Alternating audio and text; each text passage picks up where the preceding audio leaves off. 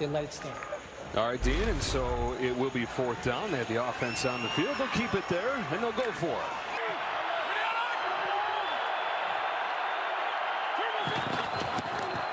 It's a fake empty. And Seattle's defense, which had 3 short yardage stands in last week's game, comes up with the one on the first side.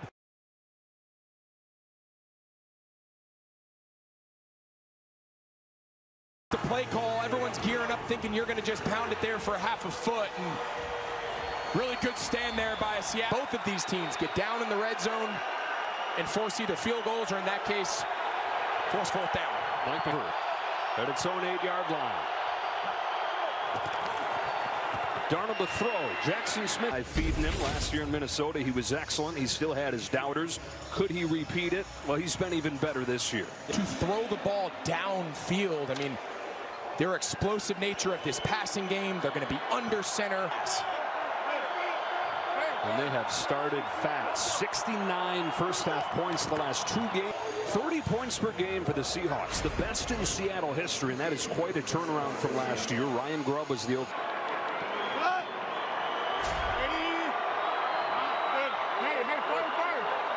Back foot gets intercepted. It's Cameron Kinchins who made his name against Seattle last year. A pair 3 against Seattle.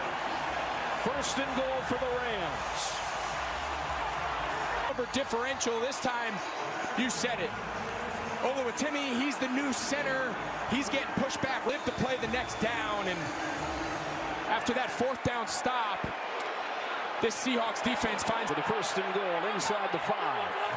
Nakua's in motion. It's Blake Corum getting tripped up, keeping his. You're trying to find the differences. There are 2 clear ones. Special teams advantage Seahawks. Turnover advantage and everything else so well. And they turn it over on their first drive here. Yeah, worth noting, coming into this game, big challenge here for Seattle. Corum will try it again. This time he's at the line of scrimmage fighting. So many good players in the middle of that defense. Leonard Williams in his 11th year was in the entire league, Joe. I mean, Byron Murphy, last year's 1st-round pick. They brought over DeMarcus Lawrence. It's really the key built for this front. On 3rd down, it is defense saying, And Nwosu, the former USC Trojan. Then/fullback, they kind of use him in that 2-back set. He just runs right by him and whiffs. The last couple weeks, they were on a heater down in the red zone, and they're on 3 straight runs here, and Stafford's going to take a timeout. And that Seahawks defense starting to build an identity on day, and a play away from getting another. 20 consecutive touchdowns without an interception. He's the first guy in NFL history to have a 6-game span like that. He's the first. Yeah, it's hard to find a better guy playing the quarterback position throughout the league here through the roughly over the first. It's pretty much good in every significant category that you can measure quarterback play. Just 2 out of. This is 4th and goal. They run it with Williams first. All right, so the first couple downs, Sean McVay puts on one tight end, 1 back, 11 personnel, try to spread this Seattle defense out. Down this new kickoff rules with the way the ball now comes out. Following the score, teams are realizing 3 points is not worth. They were asking that still, then they haven't been watching you the last 10 weeks. Tell them. Listen up, folks. It's the Darnold interception. Now it's Evans to kick it. And the Seahawks will go back on offense.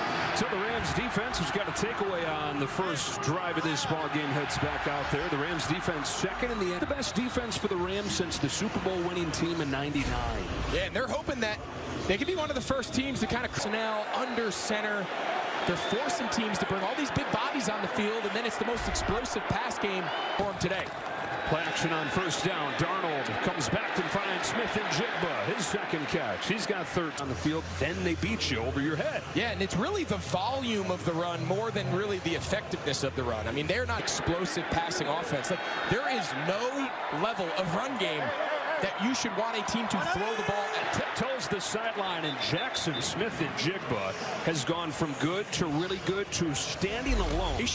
That he's made in this Clint Kubiak's offense last year, he led the entire league in yard wide receiver. It's pretty remarkable that a young wide receiver has that level of versatility within the seed that they lined up in the backfield right there. He gets a few. We get our first game break of the day. Hello, Carissa Thompson. Hello, Joe. Dropping it perfectly in the bucket for George Kittle for the 30-yard score. Niners leading this one early, 13-0 over the Cardinals. And these are the two right at the top at 7-2.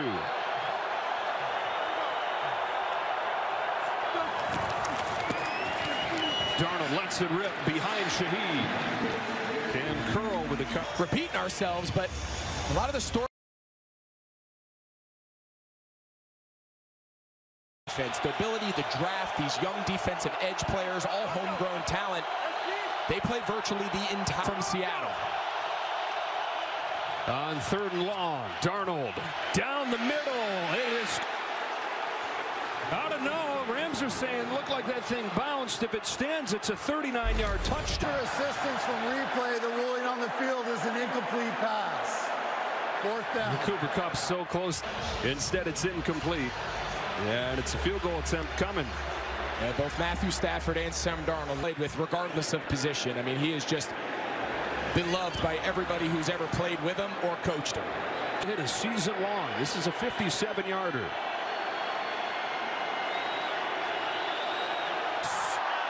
Good. The one clear advantage for the Seahawks in this game is special teams, and it showed. No, first-class service. They are good-looking uniforms around the league the last couple. Patriots the other day. Those were great. Here comes Xavier Smith, and he got leveled at the 20. Flo getting up himself. I wouldn't be shocked if both those guys, they just get a little extra time from the Drake Thomas, and of course Ernest Jones now back from dealing with a little bit of an injury, so making his presence felt there on midway through this first quarter, looking for a 5th consecutive win. They've hardly had any competition. 4 consecutive wins by 2 touchdowns. Takes it across the 45, but it's coming back. Gain of 19 wiped away here by the penalty. That is on Colby Parkinson. We're talking about the latest evolution of this McVay offense, and through the years he's the trend. Starts to take those ideas, so he's got to come up with new ones. The latest evolution we touched on, this 3 tight end set, which is not. And that was 11 personnel, so 3 wide receivers that operated like 2 tight ends, and now he's built the system with 3 tight ends. And Tyler Higbee. Higbee's got a first down. 20. You know, those times where Sean McVay was forced to evolve and kind of innovate his offense over the years. League by storm with all the fast motions and the condensed splits and the McVay system with him and Shanahan. Wanted a quarterback that could play a little bit more drop back pass. Kyren Williams crosses the 40 and found his. They had some struggles when teams turned it into a man coverage game. They were very good against the zone. They didn't really have that guy. He's made a huge impact on their man coverage, and then of course this year they're trying to get as many big bodies on it. Too many. This is a dream day for me. 2nd and 7. Straight ahead Williams. All right, so 13 personnel. You're going to have 1 running back, 3 tight ends, and 1 wide receiver. So either, but you can see it's really been over the last 4 games. Puka Nacua was a little banged up earlier in the season. Not easy to be a wide receiver in this system and what you're asked to do in the run game blocking. Only one first catch of the day, and a battering ram crosses the 45 with 11. Receiver in football than Puka Nacua, and of course he probably learned a lot of that in those playing days with Cooper Kupp. Such a good feel for the timing and the rhythm of the quarterback's progression, and it just seems everyone knows coming. Yeah, you know you got to stop him, but nobody can. Stafford dumps it off. Another tight end screen. Colby Parkinson. That's their 2nd tight end screen just of this possession alone, and down. They're pinning their ears back. They're really trying to disrupt the run game on the way to the quarterback. And 2nd and 3. Back to the ground game. Kyren Williams into the teeth of that defense. Beg your pardon, 1. And you talk about how much these Rams are doing that 3 tight end personnel. And number 1 by far. Another NFL combined 11. And it's their ability to get vertical. Typical type receiver when he's on the field. Not here. The other three tight ends are. Oh, looking for Adams. He had him open, but he missed him. And it's 4th down. Inside.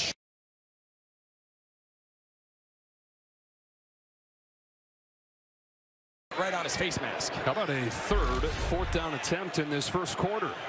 We had this last week in Chicago, too. Maybe it's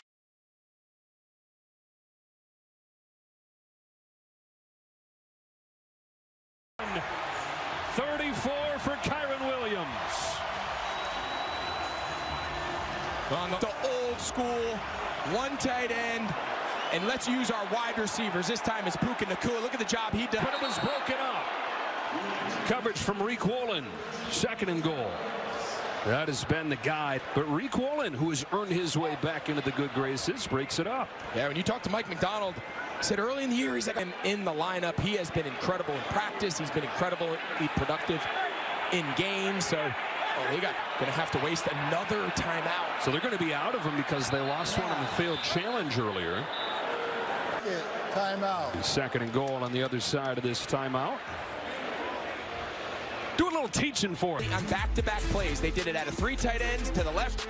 This is the exact same play. This is duo inside the big dig route to Davante Adams.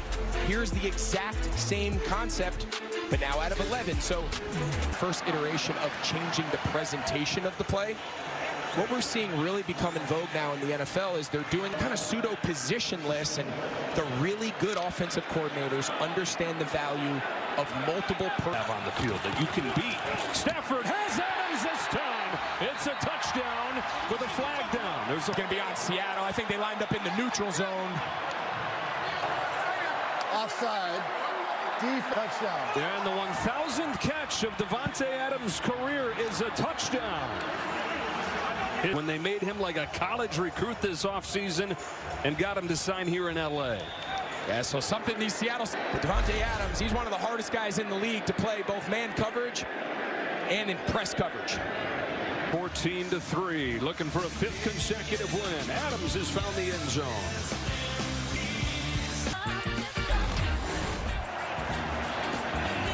Joe Davis, Greg Olsen, Pam Oliver back here, but in 2 as we look back to the touchdown.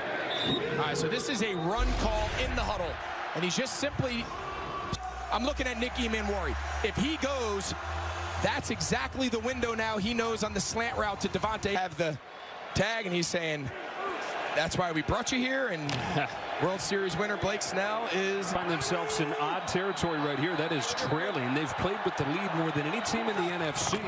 Down 2 score from Emmanuel Forbes. You know, so we were talking earlier about both these teams' fast starts. They'll run heavy. They can run play action. This is unfamiliar territory. Yeah, I like to call them neutral downs, right? So you can be in neutral down, but then, of course, the score. And less relevant in the first half. We'll see how many snaps they would have to play from behind. There. Got just a yard. 3rd down and 6. Likely to begin the second quarter. See, be behind against the Rams going into the second half. The Rams are the best second half team in the NFL. 2 teams top 5 in scoring.